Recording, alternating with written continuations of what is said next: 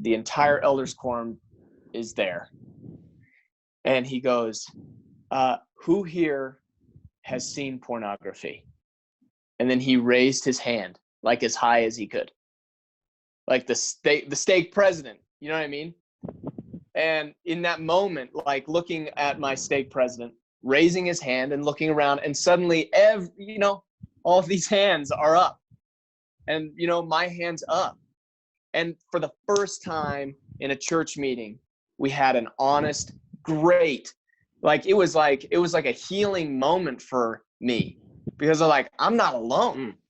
I'm sitting there and almost in tears. I'm not alone.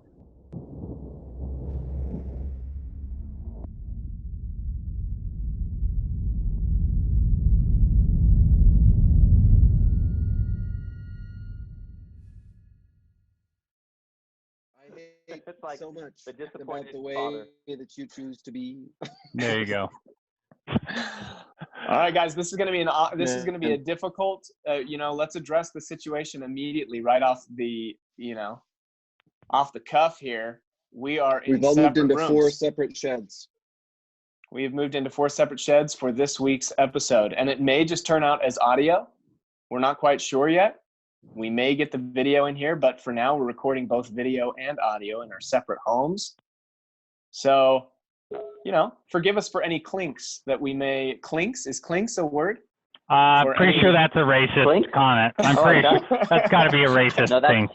That would be chink. Hey, are you kidding me, Jordan? Did you really say that? You said a few choice words previously, so I think. Well, I'm not going to say those words. Never mind. Keep going. You know Carry what? on. I'm going to stick with clinks. Thank you. I'm going to stick with clinks. And we're trying something new. So as we go through this quarantine time, we've quarantined ourselves. Now let's try to have a valuable discussion this evening. Is there anybody want to introduce the topic for us tonight?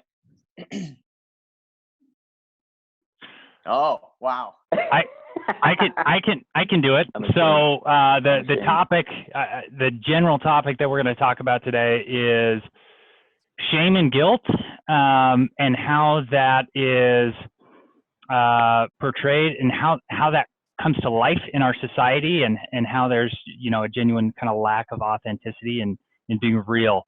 And we're going to talk about shame and guilt as it belongs in a historical or evolutionary setting, and then kind of dive into some of the issues that I think we see. I personally see in the church, being the Mormon faith, that the Church of Jesus Christ of Latter-day Saints, and how shame and guilt are, not having some negative side effects that I don't think are really talked about enough. So I think that's kind of the general outline of what we want to talk about today. Although, all right, I could just be looking at the wrong page of our Google Doc. So as I was preparing for this, we kind of gave each of these guilt a definition, and the definition was fairly simple. We just said guilt is I did something bad, versus shame being I am bad, right? We moved past a particular action we took that may have been a wrong action, and we just decide to place this heavy burden of I am a bad person. So I think going into this in the onset, I think it's important to recognize that they're different things. And I think that maybe we can start here. I feel like there is space for guilt. I think guilt is an essential part of life. We should feel remorse for bad choices, because then it helps us to make better choices next time we're put into a similar scenario. I think the real question is, how do you limit shame, and make sure that institutions or organizations, or really any kind of setting you're placed into, doesn't place shame, and how can we improve that? So is there a particular question or launching point that we would like to take? Zach, go ahead. Yeah, so I love that as often has been the case in our discussions, that Spencer is, I think, wanting to get into the pain points of contemporary issues, and I love that. And I think that I would like to lean on Brian as an introductory resource to provide a more scientific context for what we understand in regards to guilt and shame. One thing that I thought was interesting in some of my studying this week was just that in human development, when young children, babies, toddlers, and Brian and Spencer can probably speak more anecdotally to this than I can, but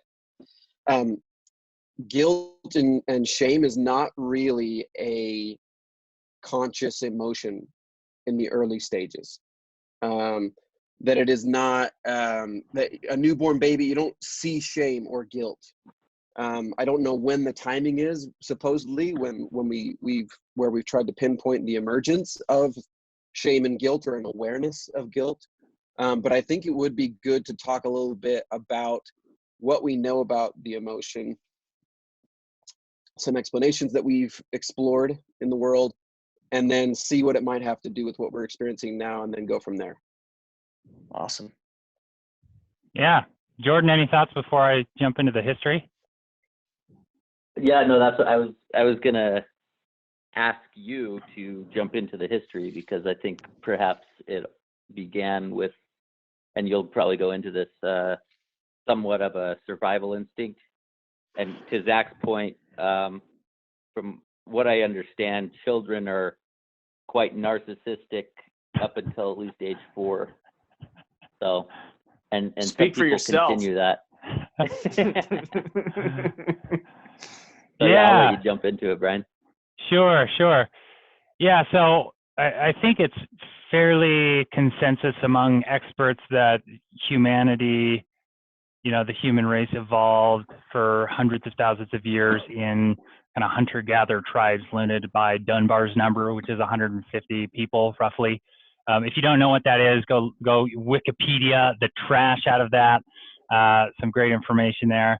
But essentially, farming didn't exist until about 12,000 years ago, as experts believe it today.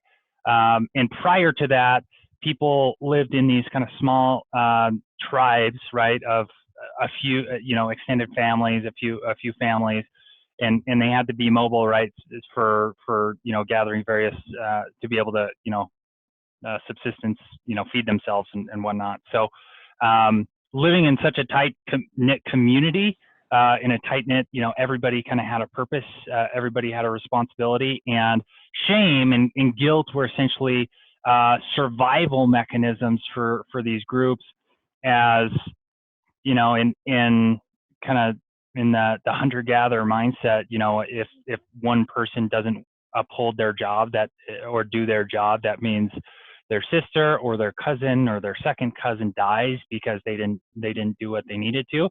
So they, essentially, shame and guilt, arose out of a necessity to make sure that there was group cohesion and that everybody was focused on the good of the whole rather than the good of the individual. I sent out a link. I don't know if you guys looked at a couple of those articles in the Google Doc, but one of the comments was talking about how I think the comment was that the fact that the same pattern is encountered in such mutually remote communities suggests that shame's matched audience evaluation is a design feature crafted by natural selection. So, I'm curious, were there hunter-gatherer tribes that just didn't have shame as a survival mechanism and they just died off because people did the wrong stuff? I'm curious as to that, but yeah, so that's there is a very strong purpose for shame and for guilt to make sure that individuals are not making decisions that are going to be detrimental to themselves or to others around them. So that's kind of the basics there. Don't we see it also in certain animals? They can reject or even exile their own if they're not pulling their weight, so to speak. From what I've seen on you know, blue planet or planet Earth. Yeah, that's interesting. So I think it's a natural tendency. Zach, you had Zach, something? did you have something? Well, I was thinking, because I mean, we're not experts, and Brian is still very, I think, has definitely studied this a lot more than I have, and I'm glad that he was able to provide that context, and hopefully he'll continue to do so. I think I'm interested also in, you know, trying to imagine or understand some of the mechanisms in play, because I think, as Spencer said, we're going to probably move on to how guilt and shame have been leveraged inappropriately, and trying to have a healthier approach towards guilt and shame. Understanding it like any other human emotion.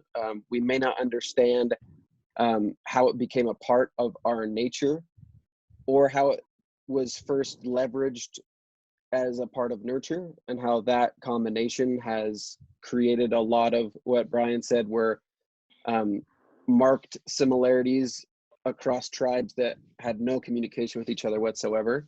So that it is human to have shame and guilt, and maybe in other species like yours. I think some of my biggest burning questions is, you know, why do we feel shame? How much of it is learned, and how much of it is self-inflicted, especially when we talk about guilt and whatever different social mores there are in the world. Yeah, I think that's interesting, but I also think that in these early times, I feel like guilt is a natural result of a poor decision.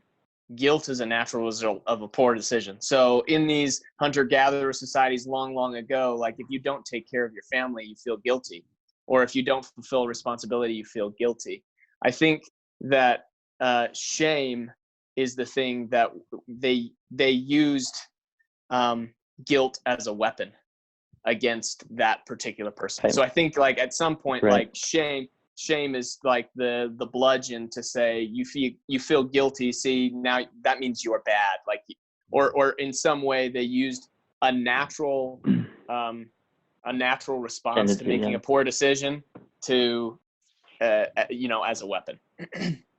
Or you could define it probably as an internal feeling that is guilt, and then it becomes an external source of whether or not you're worthy of love or worthy of acceptance. I heard a definition today, I think it was Russell Brand, that was saying that shame is essentially the feeling you feel when you don't feel worthy of other people's connection or worth or love.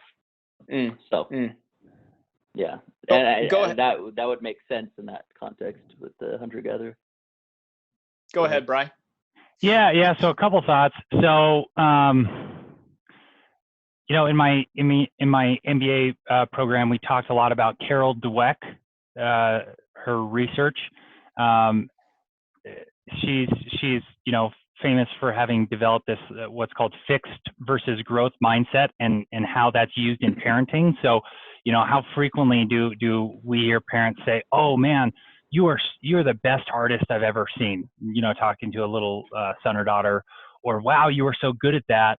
So I think from you know, we're just ignorant to our actions and what you know, we are ingraining in our, you know, children from a young age, that they either are good or are not good, right? That things are either born with you or not. And she talks about, you know, growth mindset, and how, you know, it's much more important to focus on, wow, you worked so hard, right? You're praising work ethic in the process. To Zach's question though, you know, how do we develop shame, and how does guilt, you know, how does it come about outside of a you know, a religious context, but more in a cultural or a societal context? You know, the wonderful democracy that we live in, essentially we're being marketed to at every turn, and the best way for companies to market to individuals is to tell them you're not good enough, but you will be with our makeup, right? You're going to attract all these guys or whatever. So I think a lot of the marketing around us and the message from society and from companies that are trying to increase their revenue is just, hey, your life sucks, but with our product or service, it's going to be a whole lot better. So I do think that plays a part in it, which, you know, good and bad, pros I and was cons. listening to a video by Brene Brown this morning, and she completely was saying stuff along those lines, saying that shame comes in two different flavors, I guess. When we seek to aspire to something, one element of shame is, but think of every bad thing you've done. Like, how can you accomplish this thing? Look at all these mistakes that you've made in the past that disqualify you from being able to move forward.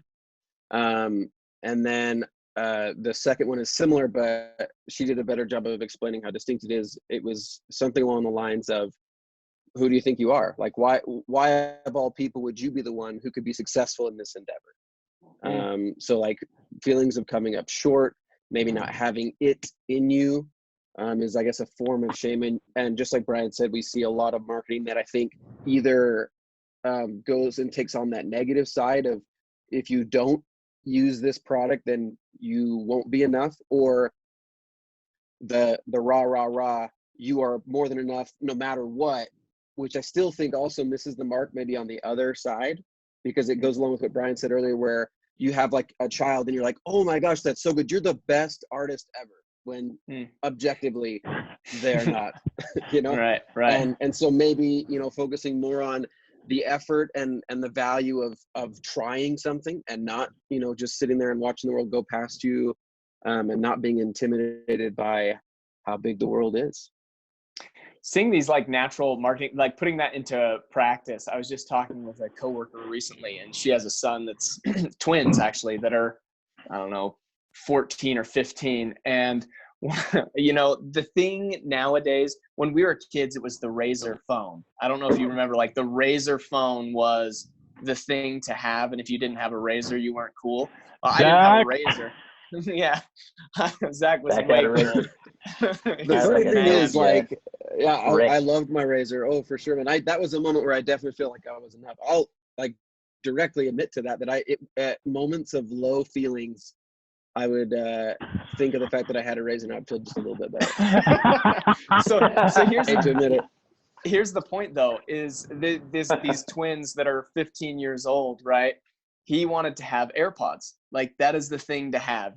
So if you walk around and you've got one AirPod in that's not connected, like Zach's got going on right now.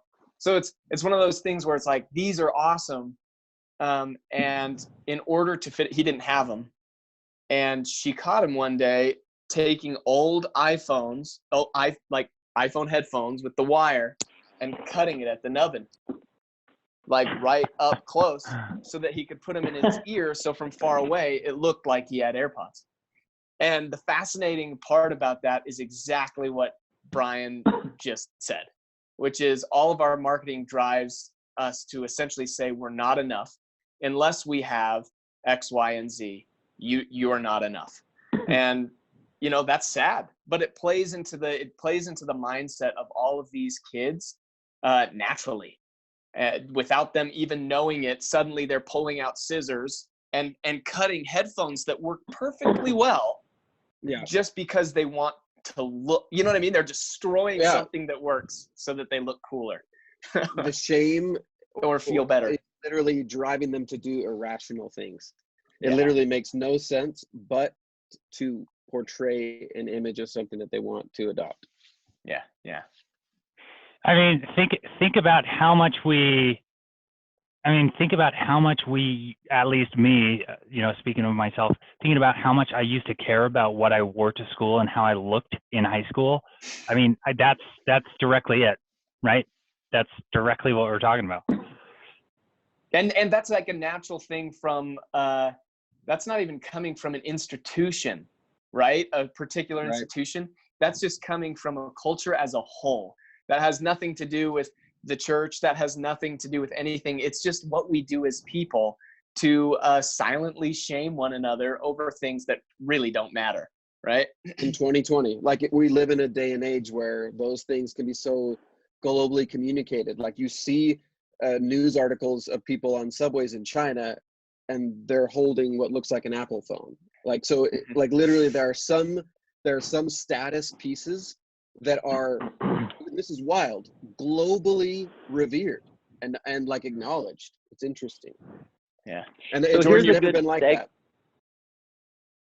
Yeah, here's a good segue question, I think. Are there certain cultures, if the shaming tendency is cross-cultural, and it's just something naturally that we've had since the beginning, are there certain cultures that are more dangerous when it comes to applying that shame to individuals? And what do you guys think? Perhaps religious, perhaps other more secular ideas? What do you guys I think? think there's still meat on the bone, and I love that question. But I was thinking about just as we were talking about fitting in. Do we think that maybe there's a spectrum of desire to fit in, to where, yes, some of it is, if I don't have this, then I'm ashamed of who I am, the status I have, is there any emotional pieces in that thinking that are not shame or guilt based? Could it be, could we say appropriately that determination is a part of that? Maybe the determination to have what others have, it could still be coming from the base of shame and wanting to have status. But I think sometimes we look at people who are seeking for power and status, and do we trace all of that back to shame and guilt, or is there something else at play? Yeah, Good question. there could be an ambition. I mean, I do have a quick thought. So in terms of like, are there societies, are there groups of people in which shame is more divisive than others? A couple thoughts that I have is, you know, I think that, you know, we know that the suicide rates for teenagers here in Utah is really high. And I think that's directly correlated to the Mormon faith, right? Just because there's so much stress based.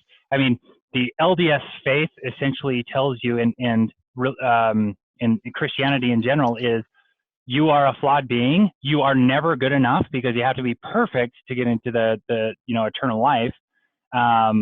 Obviously, that becomes possible through Jesus Christ, but yet that idea of like you are never good enough, I think that is, I don't know.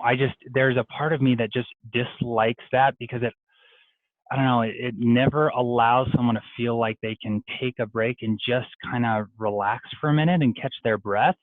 So that's one idea. I would say the other thing that comes to mind is that I think we all experienced in being Lone Peak High School graduates a cesspool of shame and guilt. I mean, me going to Utah Valley University after graduating from high school, I felt so less than, with, you know, so many friends of mine getting 3.9 GPAs and, you know, getting scholarships to BYU, and you were not successful until you got into BYU, and parents who judged their success in life based on if their kids went on missions and got into BYU. I think we experienced like the epitome of shame and guilt coming from Alpine and Highland, Utah. So sorry, controversial. And then throw in the mix everything we've already talked about previously, which is, you know, some kids were getting cars purchased for them based on whether they joined the football team. So there was like, and there's people like Zach running around with Razor phones like they're nothing. Just jeez, what a tool. Oil. Go ahead, Zach. Okay, cool.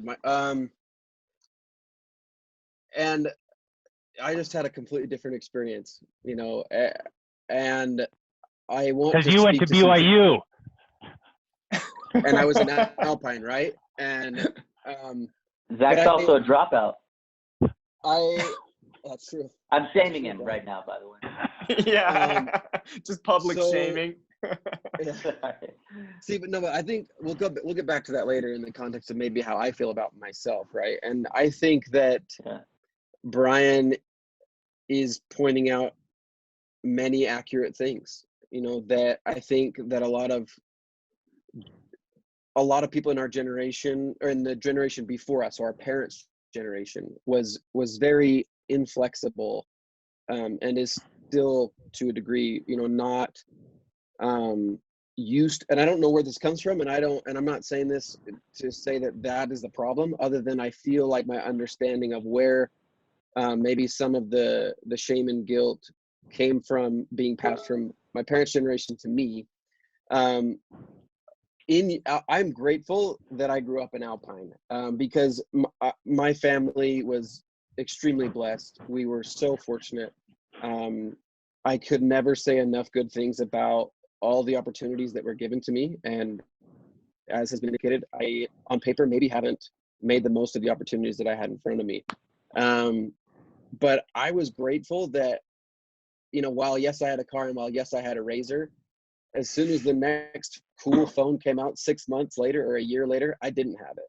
I loved my Razor because I didn't always have the newest phone, but I think the timing of the contracts for my family's plan hit just right to where I had access to the Razor, and my mind was blown. My parents have budgeted Christmas like they never. In our family, there was never a spontaneous thing done. And so that was just nothing. It was just fate that I would have a Razor. And I remember the supreme joy that I felt. And on a relative scale, is that frivolous? And maybe some would just be like, there are people starving in China. Somebody in Africa has never seen a phone. All that's true. But it did bring me a relative sense of joy, of a unique gift that I did not expect that was bestowed upon me. And I felt joy. See, Zach, I had a set of wheels. And I had a Razor, but it was a scooter. So that was like, and keep going, Zach. Sorry. No, you're good. And I'll try to wrap this up quickly. I don't want to hog it, but like in Alpine, we were very well off, right? But there were people who were way better off, right? So I wasn't at the top, and I still wanted things, right? And it honestly, like I always make the joke that like I grew up in the slums of Alpine, and it was just, which is a total joke. So Zach, what you're saying is you were in the NBA, but you were not LeBron James. That's what you're saying.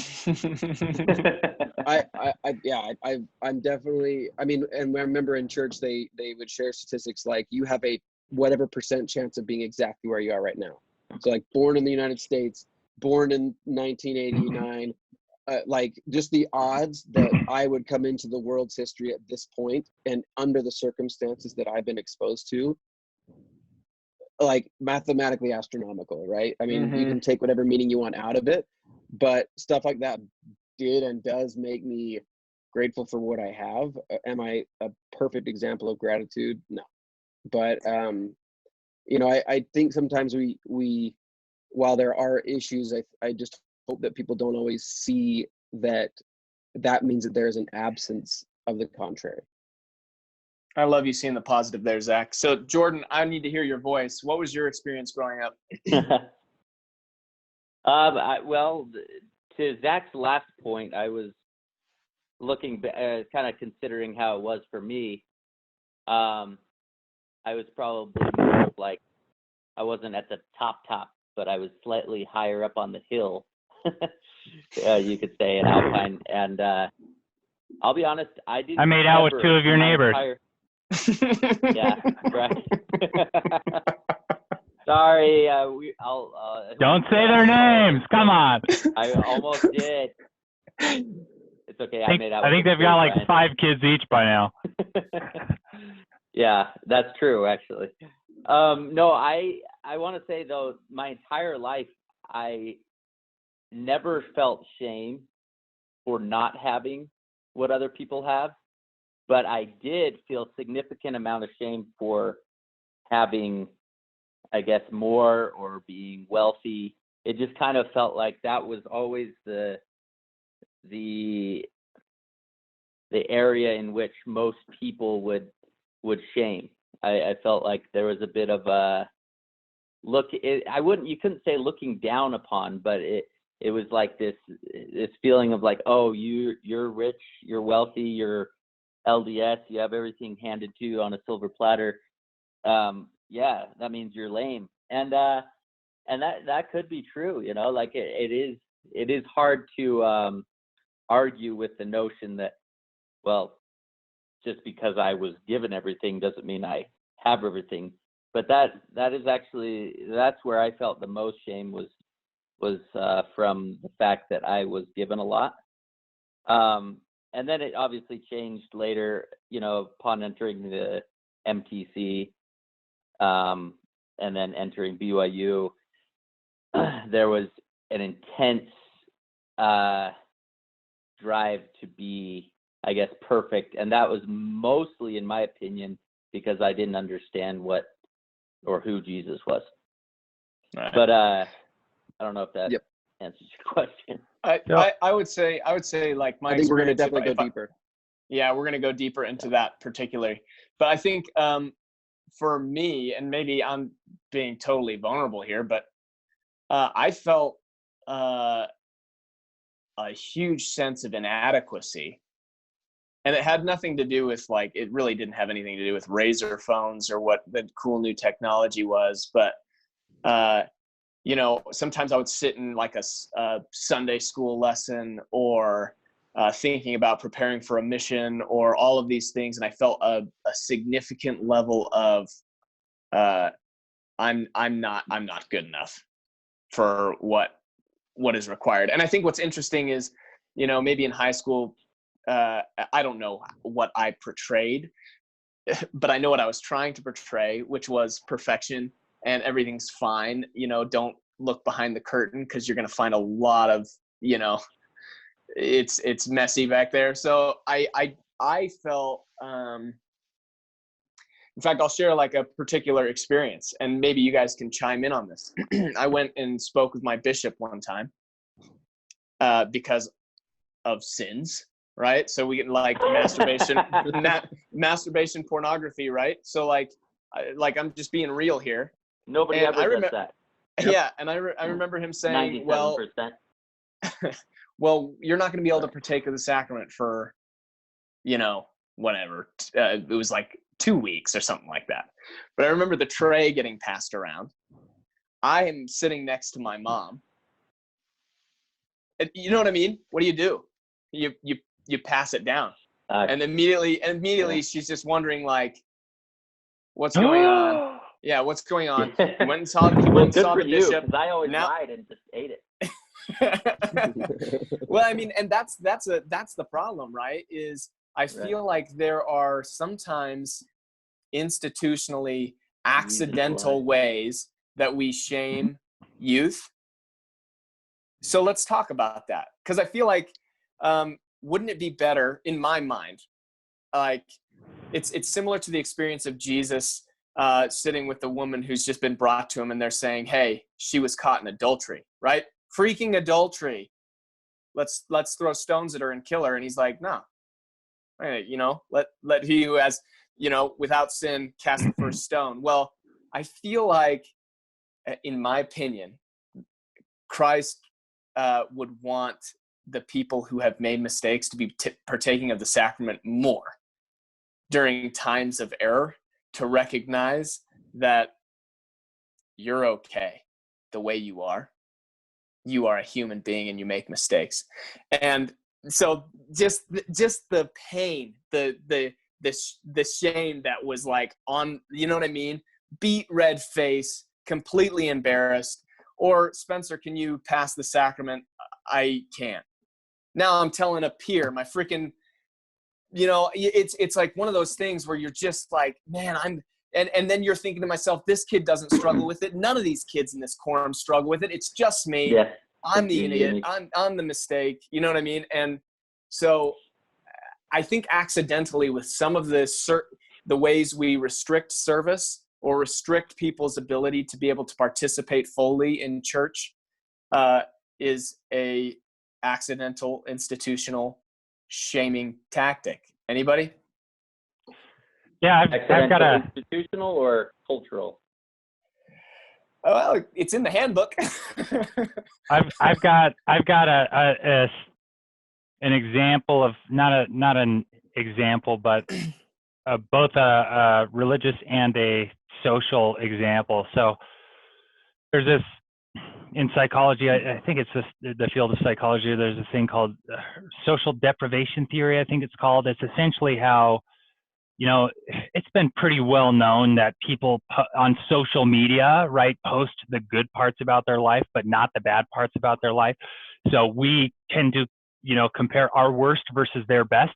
And that's the exact same thing, I think, going on in the church. And you know, Carly and I were talking about this week, like the belief that I always had, and Carly mentioned this as well, is that every priesthood leader is spotless, has had a perfect record. Everybody, you know, bears their testimony, never has any concerns about the gospel, doesn't sin. That's just, no one talks about the shit that they're going through and the problems that they have. And so we are always comparing our deep, dark secret to the view that we have with that person. And it's, I don't know, I gave a talk in church a couple weeks ago, and, you know, spoiler alert for anybody watching this for the first time and haven't seen any of our previous videos, I would consider myself probably what's the word? I would consider myself agnostic at this point, religiously. And, you know, I was asked to give a talk, and I shared that at the beginning of the talk. Like, to be honest, I don't know if this stuff is true or not. And the number of jaws that just, you know, just such like, you know, a lot of people kind of shared that they appreciated it, but why isn't that okay? Like, why can't we just admit, like, yeah, I struggle with, you know, pornography, or I don't believe in God, or, you know, I've had, you know, I drink alcohol every once in a while, or whatever it is, you know, why can't we talk about that? I don't know. It frustrates me that there's such like a pedestal of perfection that, you know, people are dealing with their shit in the dark. And Zach, I think it before you jump in, frustrated because I know you have a good Jesus, too. thought. So before you jump in, Zach, and then Jordan, I want you to go next. But I just wanted to say this because I just barely wrote it down. I feel like sometimes, because of the way things are situated currently, and they'll change in the future, but we accidentally publicly shame the honest and then preserve the people who won't share. Does that make sense? So I'm too scared to share my issues with pornography. I'm preserved because I can sit in my pew and take the sacrament. Everything's fine. No one knows. But if I'm honest, sorry, you can't take the sacrament. So now this person who has, you know, become honest is publicly shamed. And people won't let their kids play with your kids anymore.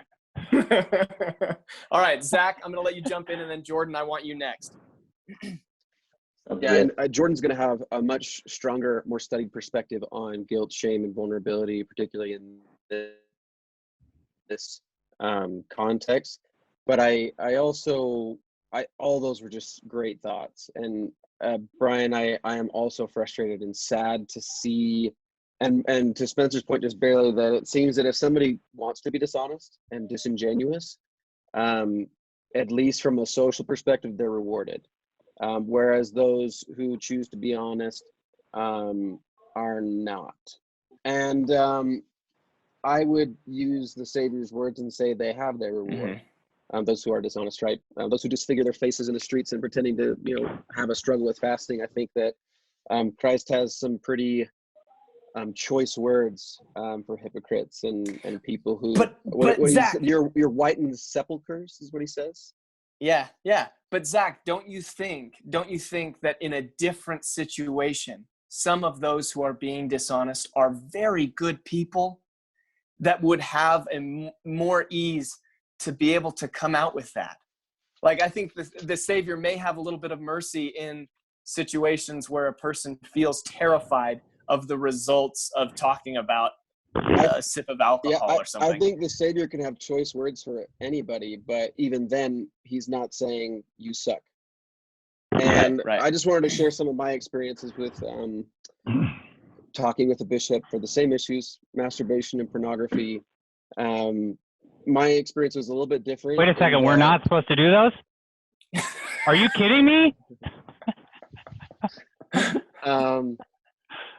So with my experience with that, the first time, and this is interesting. So my first exposure to pornography was when I was 9 years old. I was at a slumber party for my birthday, and a buddy of mine gave me a website name. So I went and typed it up and got my mind blown. Right, 9-year-old, like, wow, right?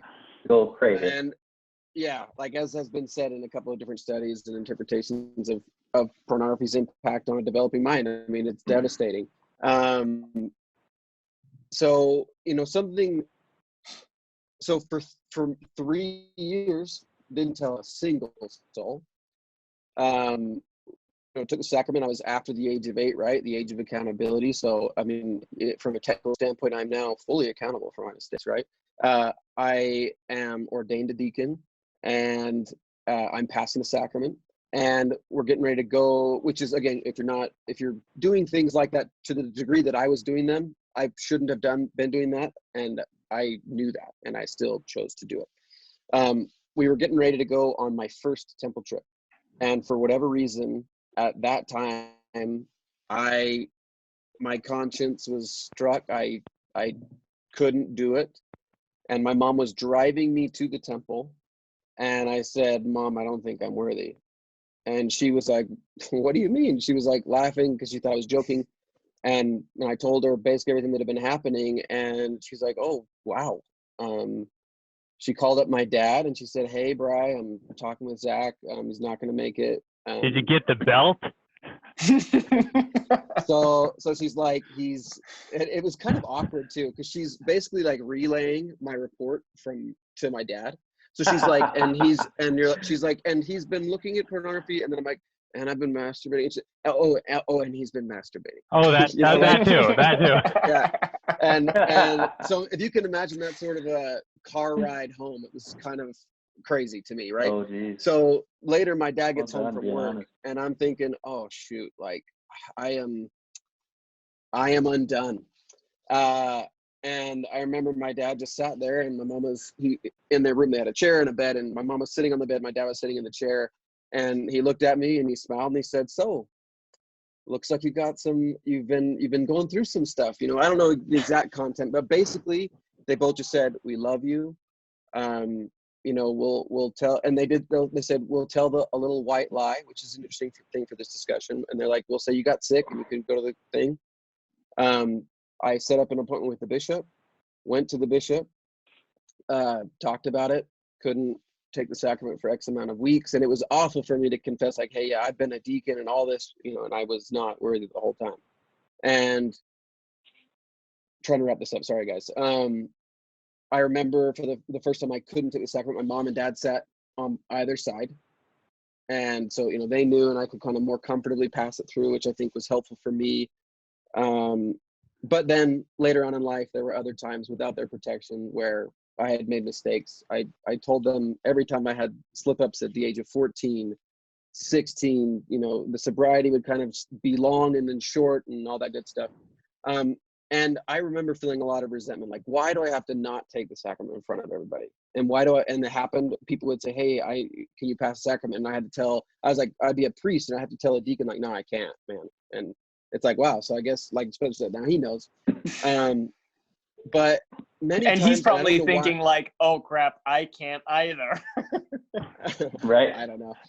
But I remember having moments of resentment, just being like, why do I have to do this? But then, oddly enough, in my own head, I also thought to myself, maybe this is good for you.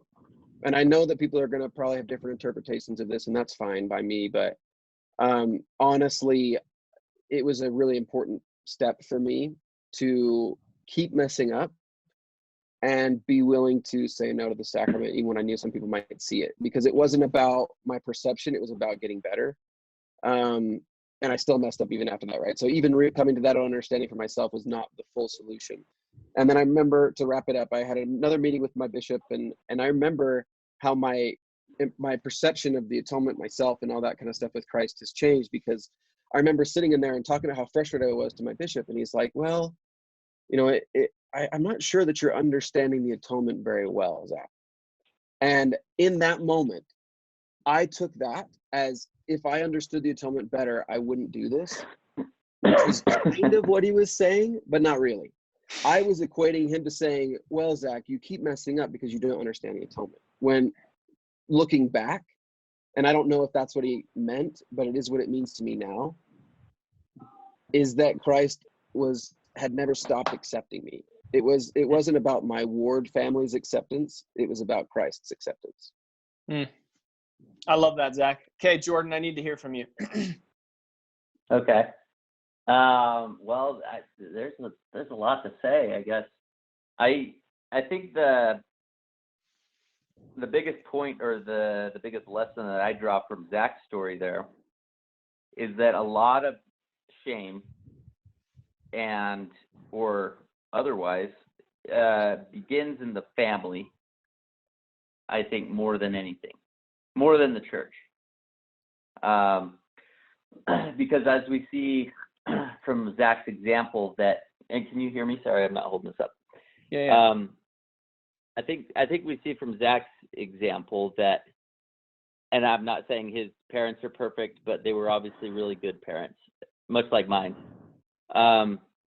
But they reinforced the truth that they loved him no matter what, and that really helped his honesty, I think, in confronting these issues.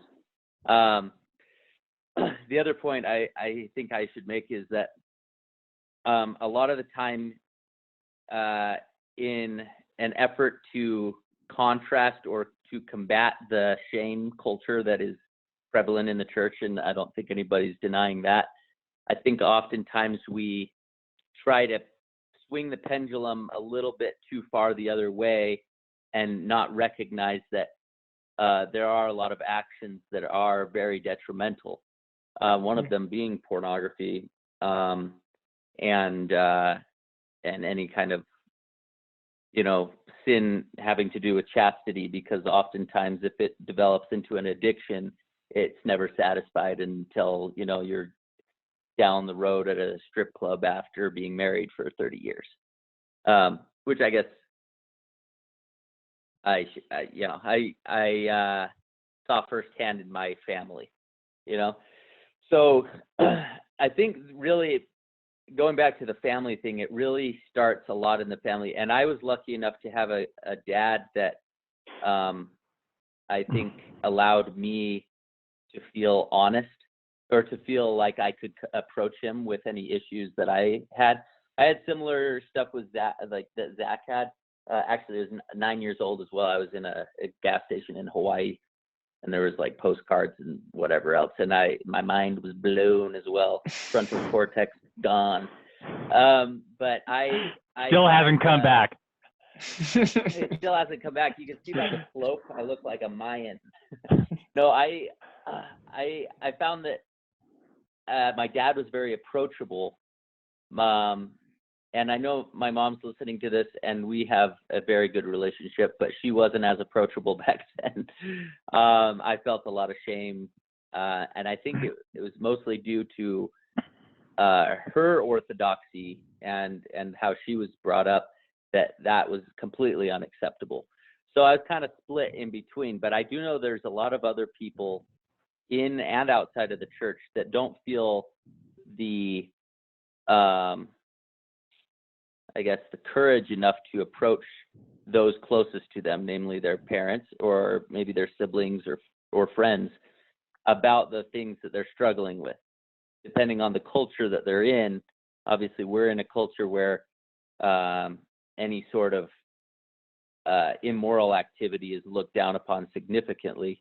And so that is a source of a lot of shame in our culture. But say you're in a different culture, like, I don't know,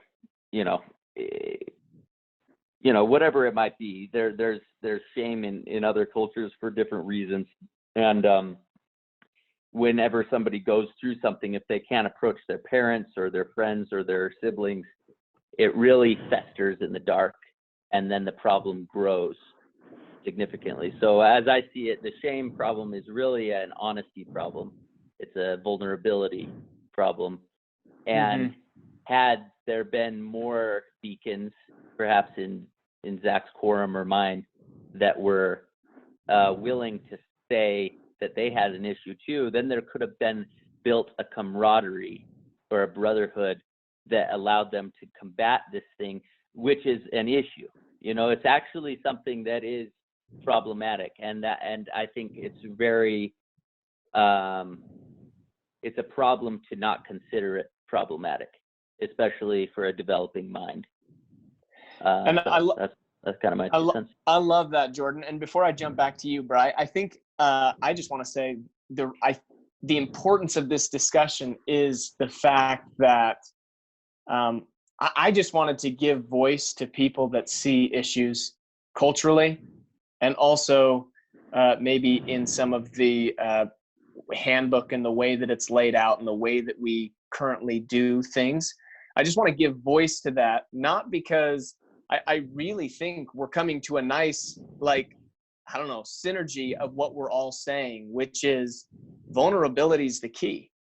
Like, talking openly and actually recognizing that all of us were dealing with the same issues of human life, and having people on your team, like on your side, is what it's all about. Like, it makes it so much better. And but the reality is there are kids that are still feeling alone. And so my goal is to give voice to the kids who feel alone, figure out, like, drill down to the reasons why are we communicating shame, and how can we improve in the future, because we can't communicate shame anymore. We need the guilt.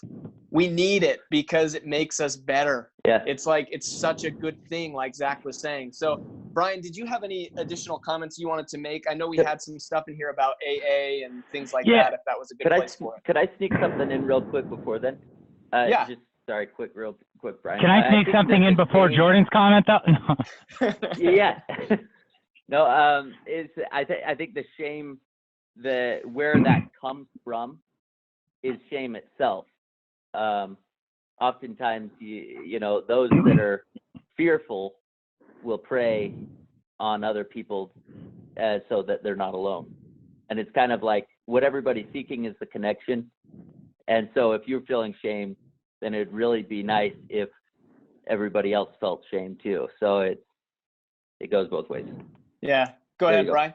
Yeah. So I think it's I think there's two parts of it, right? So there is the person who's done something wrong that's not being open about it, but usually the person is not being open about it because they don't feel like they're going to be accepted.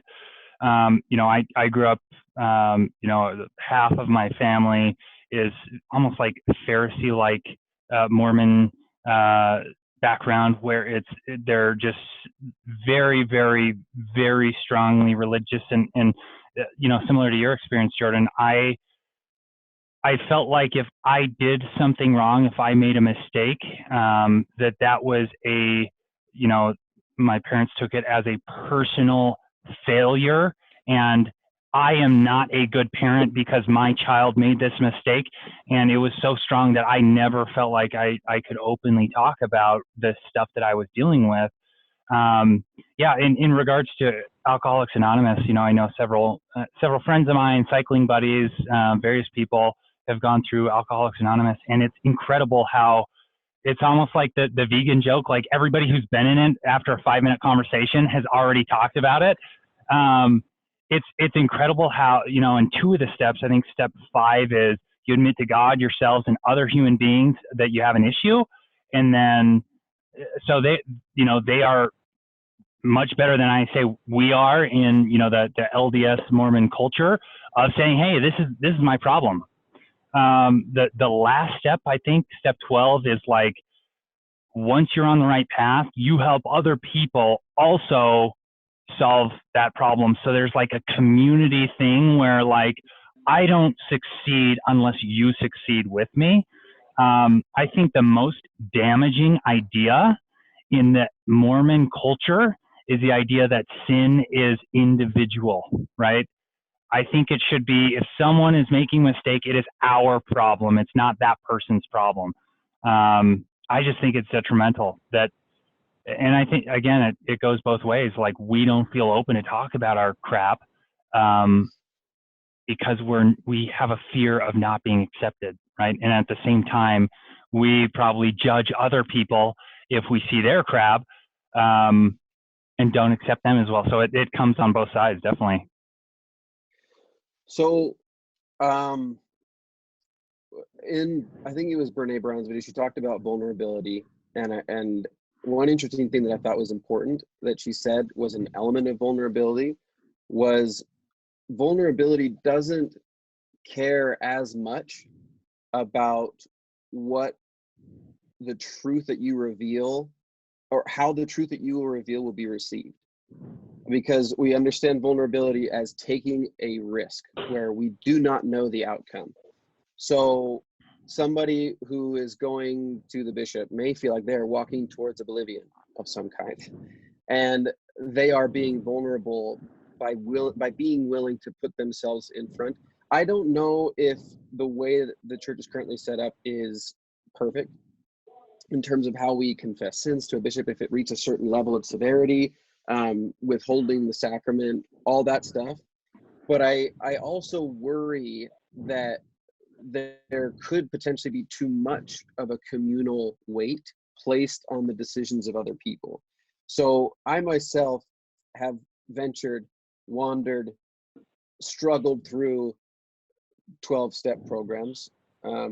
I've gone to meetings and if you ever find yourself in one of those meetings, and I know I'm not going to give this all the justice, and again, there are some people who can speak much better to the steps specifically, but a lot of it is around you taking accountability for yourself and your relationship with your higher power.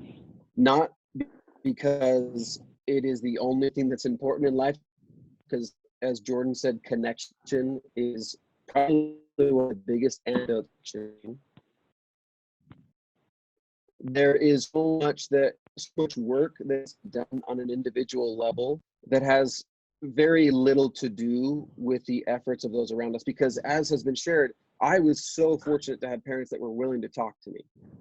But there were other family issues we went through as a family where my parents would say themselves that they did not handle it well and in a loving way. And that was a lesson that they needed to learn as well, and would say as much. So I share a lot of these positive highlights only to emphasize that there is a lot of good that is being done, and that there are certain elements of goodness that should be acknowledged while we make the obvious and needed observation and statement that we need to teach vulnerability. And I think by teaching vulnerability, it helps us to become more empathetic towards vulnerability. But I think that choosing vulnerability of your own free will and independently is the first step. Zach, I love it. The best meeting I had in church was an elders quorum where the stake presidency came. And it was a super awesome stake president. I had always liked him. I actually had an interview with him before I left my mission. I had just got back from my mission, sitting in the singles ward, and the entire elders quorum is there. And he goes, who here has seen pornography? And then he raised his hand like as high as he could, like the stake president, you know what I mean? And in that moment, like looking at my stake president, raising his hand and looking around, and suddenly all of these hands are up, and my hand's up. And for the first time in a church meeting, we had an honest, great, it was like a healing moment for me, because I'm not alone. I'm sitting there and like almost in tears. I'm not alone. And that's what we need more of in all of our meetings, is like someone willing to raise their hand. Like, I think issues of faith are a scary topic right now, but like if someone can raise their hand and say, I'm struggling with my faith, who else? You know what I mean? Because I think that hand raising is healing. It provides a space. Right. It provides a space for people to wrestle with issues of faith, to wrestle with issues of behavior in a different way. And when we are shutting those down, and I'm not saying the church is doing this by any stretch, I'm just saying, but if we shut it down as a culture, or we're shutting it down within our families, we're not providing opportunities for people to actually grow past struggles. So let me just kind of jut in with something that's in both the Book of Mormon and the Doctrine and Covenants that suggests that we go to our meetings to confess our sins one to another, and that we kind of build. And it says, you know, right there in what we would consider more canonized doctrine, and yet we've all had those experiences where I was in an elders quorum and I just raised my hand because I don't really give a crap what anybody thinks, to be quite honest, about this stuff. And I was just like, hey, so I have this problem. I go to 12-step and, you know, I just couldn't really stop masturbating. So I think we should talk about that. And you know, I kind of gave my spiel. And I got shut down in that elders quorum. Like, he's like, well, you know, maybe take it up with the bishop. But that was kind of one instance where there was another elders quorum where I was actually the quorum president, and one of our teachers, he happened to be this big old Hawaiian guy, really funny dude, and he gets up there and he's like, so I prepared this lesson from the handbook or from, you know, whatever it is, but I got this impression that we could maybe choose. So those of you who want to talk about the lesson that was prepared for this week, raise your hand. And those who want to talk about masturbation, raise your hand. We could talk about one or the other. And I was like, hey, I'm the elders quorum president, and we're just going to talk about masturbation. Sorry, guys. And so it ended up being a really unifying thing for our quorum, and I think a lot of people finally felt like they came out of the darkness, came into the light a little bit. And that's really the point of these quorums, the meetings. I heard a quote one, I can't remember when it was, but somebody said the sweetest smell you can have in a sacrament meeting is that of cigarette smoke, you know? And that's somebody that I think understands it just a little bit more. Because why else, you know, do we go to church? Like, do we go there to like flaunt ourselves, to, you know, like to show everybody else how great we are, like to pray from the street corners, you know? Or are we going there to like improve our lives? And and it really sucks that, you know, there is a culture of like, well, I smoke, so I'm probably not going to go to church, you know?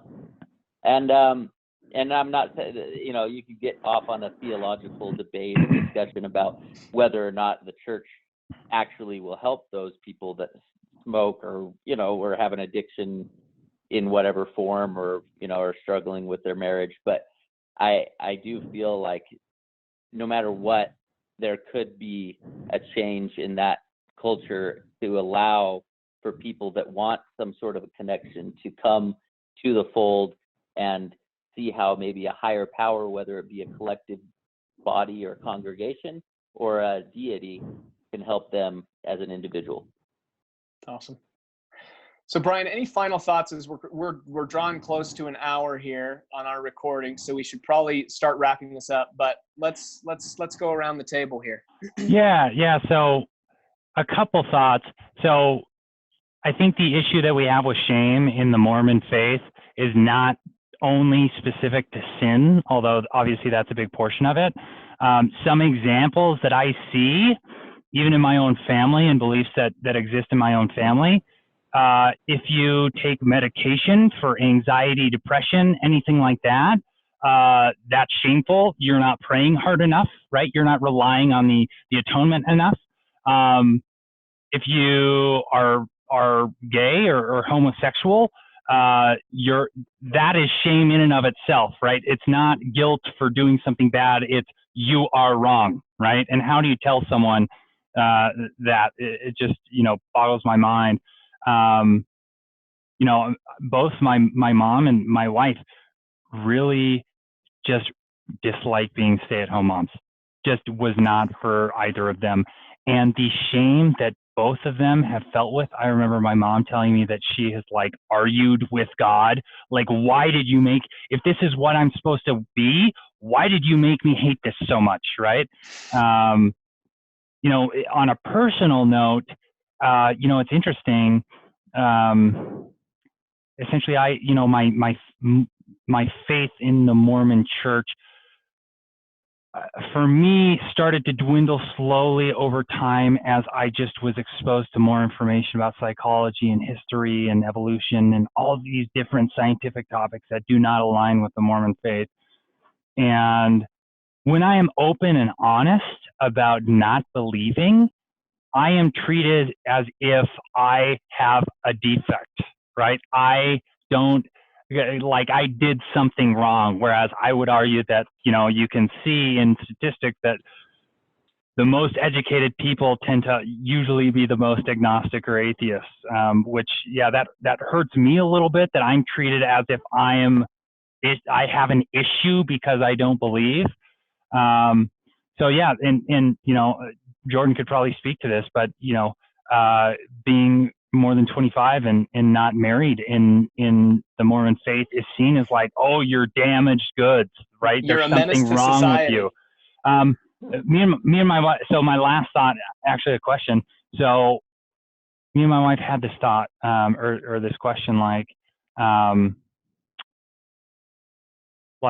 if there were no shame associated or attached to serving a mission, would you have not gone at all or come home early?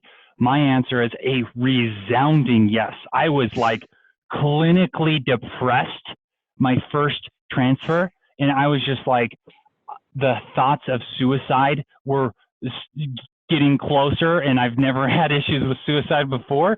But the only reason that I stayed out is that if I came home early, I was not worthy of a mate and a worthy young woman to be married to me. And I would argue that a lot of people serve missions out of shame of not being a return missionary. And at the same time, you know, people throughout the church, you know, have that same on the other side. Like, I don't want to marry someone who's not a return missionary.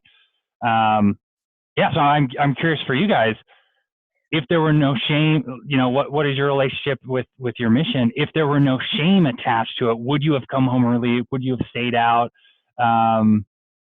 Or did you ever experience that shame attached, or lack of shame, since we all served missions? I mean, did you see that and experience that? Absolutely. I would say, and we could dedicate a whole episode to this because I mean, let's touch on it, but like, there's no way we could wrap this up on this topic, because I just feel like all four of us served missions. There's so much meat in this. about. Yeah. Yeah. So, Yeah, but I there will is a ton. say, and is this sorry guys, in the middle of the show, I am meta showing right now. Yeah. Is this my final comments as well for the show? Yeah. Or? Let's go ahead and wrap up right now, so that we're right in an hour. Perfect. And I think my response will segue into that, and then I'll just hand it over to Jordan or you, Spencer. Brian, like, yes. Oh man. First couple of days in the MTC, first 2 months in the mission field, and plenty of struggle, concern, anxiety. But holy cow, I am so glad I stayed. I am so, and I don't know what to make of that, because you could say that initially my intentions and my motives, not good, selfish, highly influenced by external cultural factors. But I do believe that there were pieces of me that were not fully along that feeling. And I am so glad I stayed. And I'll leave it at that.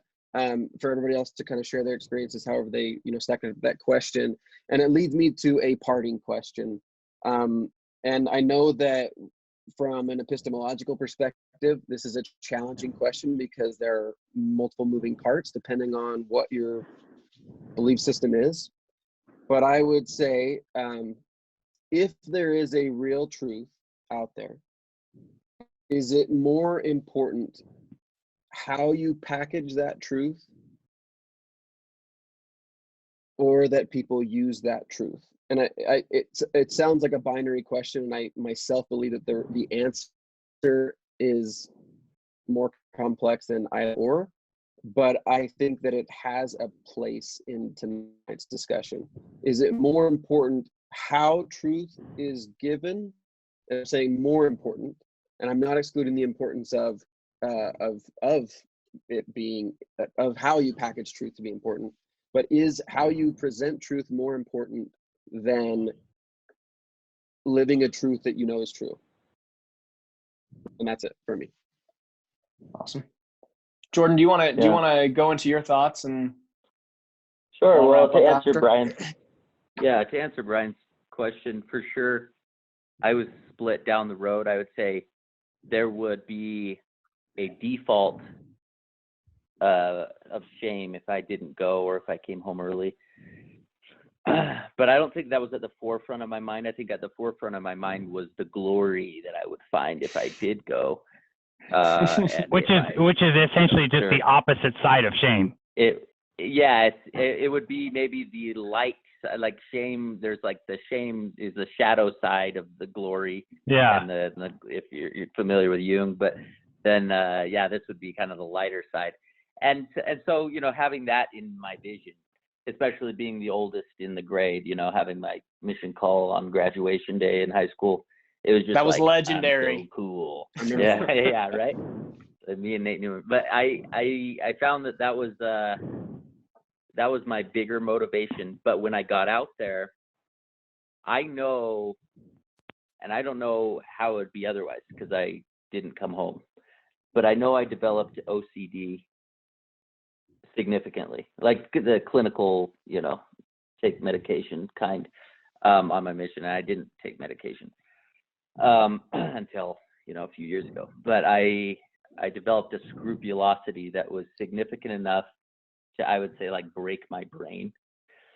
But at the same time, you know, I got to reflect or I guess reiterate what Zach said. I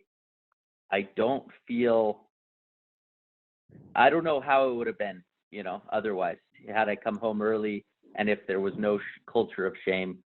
I can't speak to that because that's not the reality of it. But I am grateful that I did something difficult that may or may not have led me to something better for myself. And I think what it led me to a place where I guess you could say my ego has died.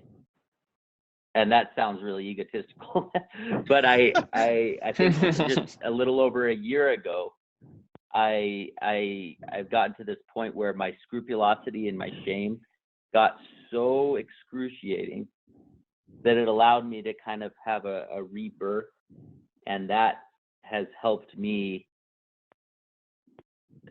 so much that I can't really express it. And I think it's a whole other topic, like Zach said, but it's allowed me to accept what is, and allowed me to see that what I have been given has not been given by me nor by any other person, but what I've been given is exactly what I've been given, and accepting that has brought me the serenity that I think I've been looking for all along in my pursuit of glory or whatever it might be. So, hey Spence, can I give a 30-second rebuttal and then you can bring us home? Yeah, please. So to respond to Zach's comment, I am also extremely glad I stayed out on my mission the whole time. That doesn't change the fact that if there were no shame involved in coming home early or not going at all, I probably would have come home early. And based on Jordan, you know, a response to kind of one of your previous comments, the moment where I learned to not give a shit about what other people thought about me just released all this tension on my shoulders of not feeling like I have to bottle up my problems inside and not talk about them. So I don't know how that came about. Maybe it's just like so much pain and anguish over so many years that it's like, F this, I hate this. Like, why am I doing this anymore? But yeah, once I got to that realization of like, you know, if none of my neighbors really want anything to do with me because I'm not a perfect, you know, believer who goes to church and, doesn't ride their bike on Sundays and doesn't drink an alcoholic beverage every once in a while, then I don't really need the relationship either. So, yeah. Yeah. Well, thank you. I will say, kind of in closing, but I loved every single thought that was given tonight because I feel like it's true. It's vulnerable. You know what I mean? Like we had real thoughts tonight. Part of my heart breaks, right, when I hear, you know, Jordan say like there was things developed on his mission that led to almost his brain breaking. But then part of my heart totally like screams for joy when you look back at it and see growth. And I feel like that's key. So going to Brian's question, it's a difficult question to answer, I think, because all of us finished our mission. So I look back at my mission and say, what a wonderful thing, because it showed me that I can do hard things. I can do friggin' hard things. And that was hard. And it gave me like this tenacity where I was like, you know, bring it on. Bring on anything because I can. I will say, though, to validate the thoughts, after my mission, my mom asked me one time early on, because there was all this news articles coming out about missionaries coming home from depression and anxiety. And she was like, were you depressed on your mission? And for the first time, I looked back on my mission and I was like, yes, I was severely depressed on my mission, you know, and I didn't recognize it, but my mind went back to a time. This is sad. Like, I think I even said this to my mom. I was like, does crying on the bathroom floor every single morning count as depression? She was like, yes. And it was because the only place I could cry in secret was in the bathroom because I didn't have my companion with me. And that's sad. But I remember crying and hitting my head on a brick wall in the morning to the point where it would hurt. I mean, it was like, clinical severe depression. But again, I do look back on it with a level of fondness because I grew, I improved. And granted, that was the first, 3 months of my mission where that was really, really severe and difficult. And over time, I grew out of that and I grew from it. And I have, all of these wonderful things that I can say about it and do say about it now. I loved the experience. But also I knew in high school how to play and on my mission, I knew how to play the Mormon fiddle really, really well, and I played into that cultural thing. Oops, I kicked the camera here. But I think my point is, guys, vulnerable conversations. This is the stuff. Doesn't matter. It doesn't matter, that what matters is vulnerability with what we are actually dealing with, not necessarily a certain person's belief. Because when a person's vulnerable and talks about these issues, I feel like that's the only space in which we can learn and grow from our past experiences. So thanks, guys. You guys rock it. I've got one more comment, just as background information for anybody watching. So these guys have been my best friends since I was probably 14 years old. And the pornography, the masturbation, all that stuff, I didn't know. I mean, all of our issues, I don't think we knew about each other until like 2 years ago. And it pisses me off that the people who we feel like know us best and the people who we feel like will not judge us still don't feel like they can talk to us. It just pisses me off that we live, and I don't want to blame it on culture or anything like that, but it just makes me so sad that Yeah. we, even to our best friends, put on a fake persona for like 15 years before we were able to actually be real with each other. It just, man, it makes me sad, makes me sad and angry. Ah! I love it. I love it. Love the Makes Yeah, I him passion. agree with angry. that. I don't think we're going to be able to close That's with a what we can song. change, I hope. I don't think we can close with a song. It'll be a little off kilter if we try to beatbox and sing at the same time. So I think we just call it a night. All creatures All right. of our God and King, when put in a wet market, give us COVID-19.